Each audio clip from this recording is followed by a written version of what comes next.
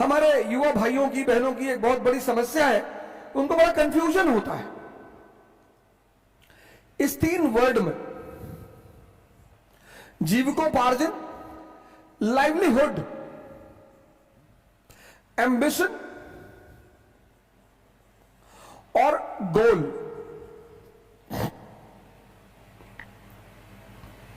मैंने बहुत सारे लोगों को देखा, वो इस 3 वर्ड को समझ नहीं पाते, और ये समझना बहुत जरूरी है, बहुत जरूरी। लाइवलीहुड का मतलब है जीविकोपार्जन, जीवन जीने की जो आवश्यकता है उसको मैनेज करना। एम्बिशन मतलब आपकी ड्रीम, और गोल मतलब आपका लक्ष्य।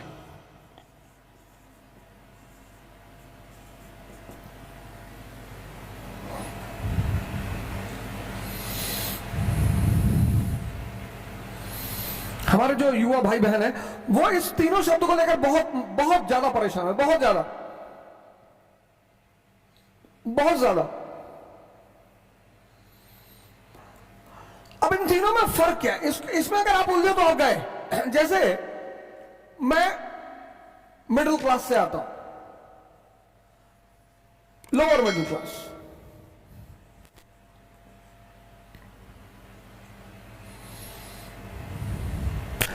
और हमारे पास सपना है, ड्रीम है।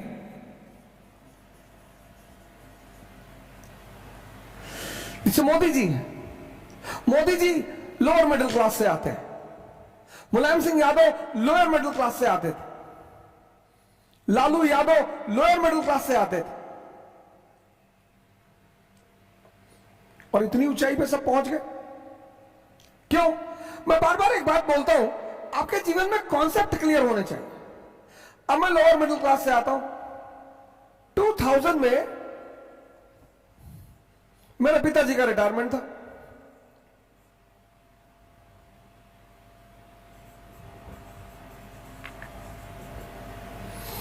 जो कि बहुत सारे लोगों के साथ यह परिस्थिति होती, एक दबाव होता है, एक प्रेशर होता है, और प्रेशर का परिणाम कभी अच्छा नहीं होता।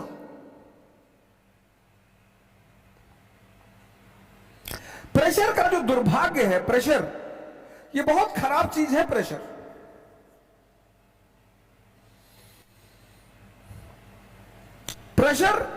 स्ट्रेस को पैदा करता है। स्ट्रेस का बड़ा भाई है डिप्रेशन,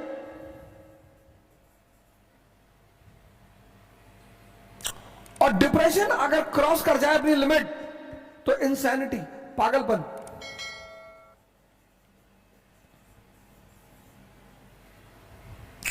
आज के समय में इसकी संख्या बढ़ गई, इसकी जो संख्या है वो भारत में बहुत बढ़ गई। 70% युवा हमारे डिप्रेशन का शिकार है। उसकी बड़ी सिंपल सी वजह है, बहुत सिंपल। आज मैं उसको बोलता हूं, आप गौर करिएगा अपने ऊपर। जैसे आप मेरी तरह एक सामान्य परिवार से आते हैं, तो जब 2000 में पिताजी रिटायर हुए, बहन उसको भी पढ़ाना है, वो भी पढ़ाई कर रही है, फिर उसकी शादी करनी है। एक मध्यम वर्गीय परिवार में ये सब चुनौतियां होती हैं। अब हमारे मां बाप ऐसे हैं जो हमसे ये नहीं कहते कि भैया हम कुछ कर नहीं पाएंगे। इसलिए जितने भी मध्यम वर्ग परिवार के लोग हैं, अगर उनके सपने बड़े हैं, गौर से सुनिएगा, जितने भी मध्यम वर्ग परिवार के लोग हैं, अगर उनके सपने बड़े हैं, तो आप इसकी जल्दी से जल्दी, एज सून एज पॉसिबल व्यवस्था करें।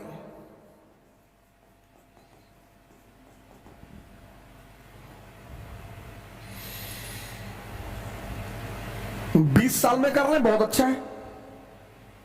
मेरे जीवन के कुछ पहलू हैं। मेरे मित्र हैं पंकज पांडे जी, तो जब मेरे पिताजी रिटायर हुए 2000 में, तो मैं आया उनके पास। वो यहीं एक कंपनी है, मेडिकेट नाम की कंपनी है, तो उसमें आजकल एक्सपोर्ट मैनेजर सहपाठी रहे हमारे, और हमारी उनकी नीति तो कभी नहीं मिली। वो झूठ बोल नहीं सकते और मैं बिना झूठ बोले रह नहीं सकता। ये हम दोनों की बहुत बड़ी खासियत।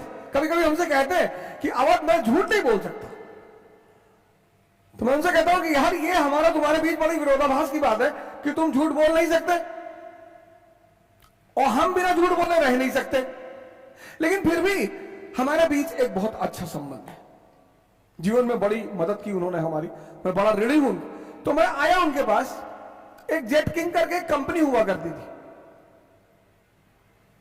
सॉफ्टवेयर हार्डवेयर का कोर्स कराती थी, कंप्यूटर बनाना सिखाती थी और लैपटॉप बनाना सिखाती, इस तरह का कोर्स कराया। उसकी फीस 2000 में 5500 रुपए थी। जेट किंग उसका कोर्स यह था कि चिप कंपोनेंट लेवल का कोर्स था कि असेंबलिंग के साथ साथ वो उसे अंदर से बनाना भी सिखाएंगे। 6 महीना कोर्स था। मैंने सोचा कर लेता हूं, कंप्यूटर का जमाना है, लैपटॉप का जमाना है, इलेक्ट्रॉनिक्स का जमाना है, तो महीने में 15 से 20 हजार रुपए आ जाएंगे। फिर हमारे एक और मित्र हैं अमित राय, बहुत महान आदमी है, ट्रैवल बिजनेस है उनका। तो उन्होंने तो पांडे जी से मैंने कहा यार 5500 रुपए दे दो, मेरे पास पैसे तो बिल्कुल नहीं थे। मैंने कहा यार 5500 रुपए दे दो और मैं ये कोर्स कर लूं। तो बोले यार गजब आदमी हो तुम यार लैपटॉप बनाओगे। मैंने कहा नहीं तुम समझे नहीं, मत दे दो, हम बताएंगे नहीं।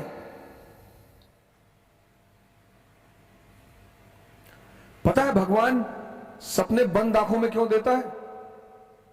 क्योंकि अगर तुम्हारे सपने किसी को पता चल जाएं,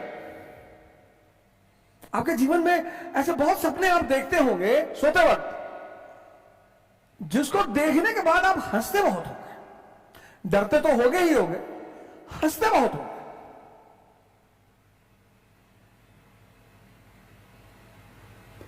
लेकिन कलाम साहब कहते हैं कि खुली आंखों से सपना देखना चाहिए। इसलिए तो मैं आपसे कहता हूं ऑटोबायोग्राफी पढ़ो, बायोग्राफी पढ़ो। अंबेडकर, गांधी, लिंकन, कलाम, मुलायम सिंह, मोदी, ये सब बड़े सामान्य घर से आते हैं और महान बने। तो अगर ये सामान्य घर से आते और महान बने तो इन्होंने कुछ ना कुछ हैंडल किया होगा। किसको हैंडल किया होगा? प्रेशर को। व्यक्तित्व मतलब P = P। पर्सनालिटी मतलब जो प्रेशर को हैंडल कर ले।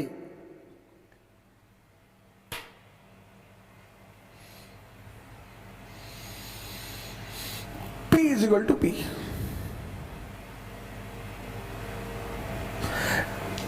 D = D। Dream = dearness. बड़ा सपना देखना हर आदमी के बस की बात नहीं होती,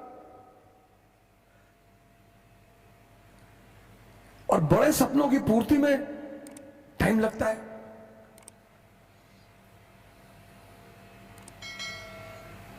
बड़े सपनों की पूर्ति में टाइम लगता है। पानी जी ने हमसे कहा कि यार तो कैसी बातें कर रहे हो तुम यार, जेट किंग का खोज पागलपन वाली बातें कर रहे हो यार।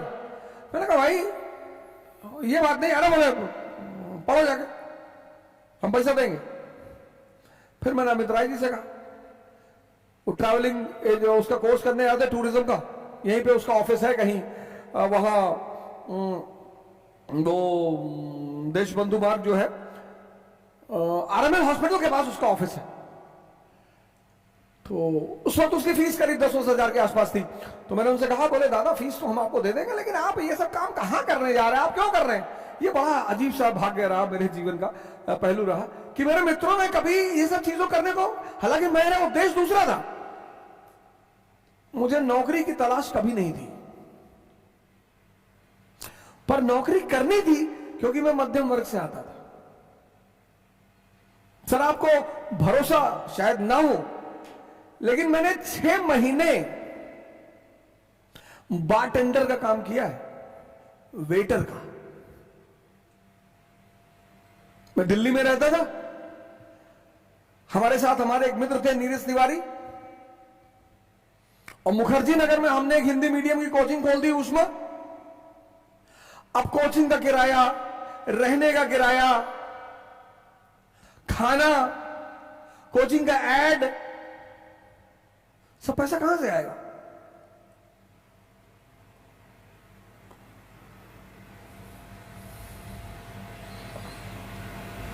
तो दिल्ली के एक होटल में बारटेंडर का काम किया सर। सैलरी बहुत कम मिलती थी सर, टिप बहुत ज्यादा मिलती थी। सैलरी बहुत कम मिलती थी सर। शाम को 7 बजे मैं गुड़गांव आता था और रात को 3 बजे मैं वापस घर पहुंचता था, और सुबह 8 बजे मैं क्लास लेता था। और सर किसी को नहीं, सर किसी को नहीं, मेरी पत्नी को मुझे हर महीने पैसे भेजना होता था। मेरी बच्ची, पहली बच्ची जो मेरी बड़ी वाली बेटी, उसका जन्म हो चुका था, उसको पैसा भेजना होता। यह है जीविकोपार्जन। यह छोटा नहीं होता सर। आप शर्मिंदा बिल्कुल ना हो कि लोग क्या सोचेंगे। खाने को देते हैं, लोग भाव में जाएं, कुछ भी सोचें, अपने सपनों को पूरा करना है।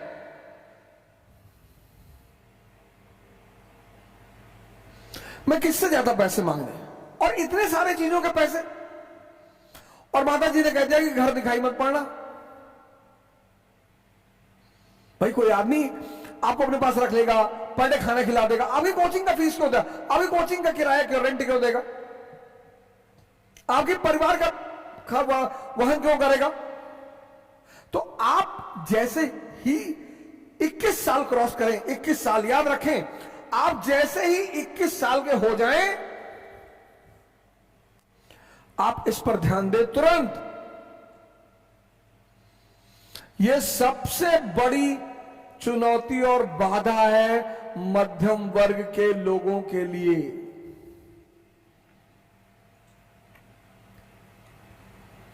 21 साल से पहले अगर परिस्थितियां ऐसी नहीं है तो आप मत सोचें। और अगर आपको लगता है कि आपके परिवार वाले अगले 5000 साल तक आपको पढ़ा सकते हैं, तब भी मत सोचें। मैं उनकी बात कर रहा हूं, मध्यम वर्ग वालों की। जीविकोपार्जन, आप ट्यूशन पढ़ाना शुरू कर दें, एकदम पढ़ाएं सर। और जिस बच्चे को पढ़ा रहे हैं, 2 उद्देश्य से पढ़ाएं कि इसको टॉप करवाना है और इसके अंदर पढ़ाई का नशा पैदा करवाना है, बस। सर ऐसे ऐसे पेरेंट्स हैं, रुपयों को पहाड़ खड़ा कर देंगे आपके सामने।